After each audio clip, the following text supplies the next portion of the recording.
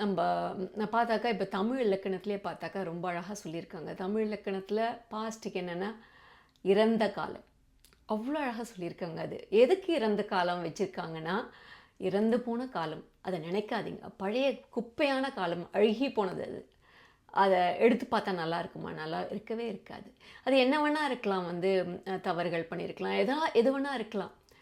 அதெல்லாம் நம்ம அதுலேருந்து வெளியில் வரணும். அது என்னென்னா அதெல்லாம் ஒரு நம்ம பாடம் எதுக்கு நடந்ததுன்னு கேட்டாக்கா என்ன புரிஞ்சுக்கணுன்னா, அது நம்மளுக்கு ஏதோ சம் லெசன்ஸ், ஏதோ பாடங்கள் கற்றுக்கணும். அதனால் வெறும் அந்த பாடங்களை மட்டும்தான் எடுத்துக்கின்னு நம்ம வாழ்க்கையை நடத்தின்னு போனோம். நம்ம வாழ்க்கையில் அது அந்த அந்த அந்த நினைவுகளோடு கனெக்ட் ஆனால் நம்மளுக்கு அது டிப்ரெஷன் ப்ராப்ளம் பலவித இது கஷ்டம்தான் கொடுக்கும். அது இப்போ பார்த்தா இப்போ புதுசாக இப்போ அந்த ஏஐ ஜென்ரேட்டட் வீடியோஸ்லாம் பார்த்துருப்பீங்க. நான் கூட பார்த்து அந்த 80s 90ஸ்லாம் வீடியோஸ்லாம் வருது.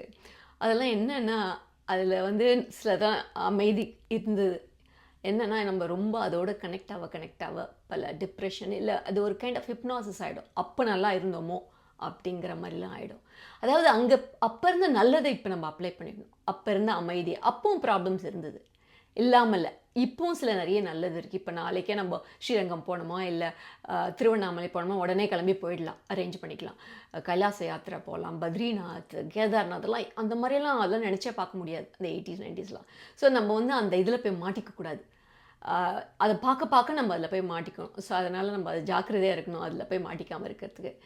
ஏன்னா அது எல்லாமே அங்கே அப்போ இருக்கிற லெசன்ஸை எடுத்துக்கின்னு இப்போ நம்ம வாழ்க்கையை முன்னேறணும்.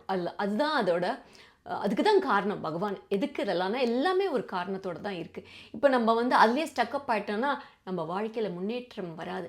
காத்துன்ருக்கு நிறைய திங்ஸ் நம்ம வாழ்க்கையில் முன்னேற. ஆனால் அது நம்மளுக்குள்ளே வரல, நம்ம வாழ்க்கையில் வரல. ஏன்னா நம்ம இதை பிடிச்சி வச்சுன்னு இருக்கோம். இப்போ நம்ம தமிழ்லேயே ஒரு அழகான ஒரு பழமொழி, பழையன கழிதலும் புதியன புகுதலும்னு இருக்குது. இப்போ நம்ம வீட்டில் ஏதோ சாமான் வாங்குகிறோம், ஏதாவது புதுசாக ஏதோ ஒரு பெரிய கப்போர்டோ ஏதோ ஒன்று ஒரு அழகாக ஒரு ஷோகேஸோ ஏதோ நம்ம இடத்தெல்லாம் காலி பண்ணி க்ளீன் பண்ணி அதுக்கு இடம் பண்ணி வைப்போம். நம்ம இப்போ ஒரு கம்ப்யூட்டர்லேயோ இல்லை செல்ஃபோன்லேயோ கூட பழைய ஃபோட்டோஸ் இமேஜஸ் அதெல்லாத்தையும் எடுத்தால் தான் ஸ்பேஸ் காலி பண்ணாதான் வரும். அதே மாதிரி நம்ம மனசை நம்ம பிடிச்சி வச்சுன்னு இருக்கோம்.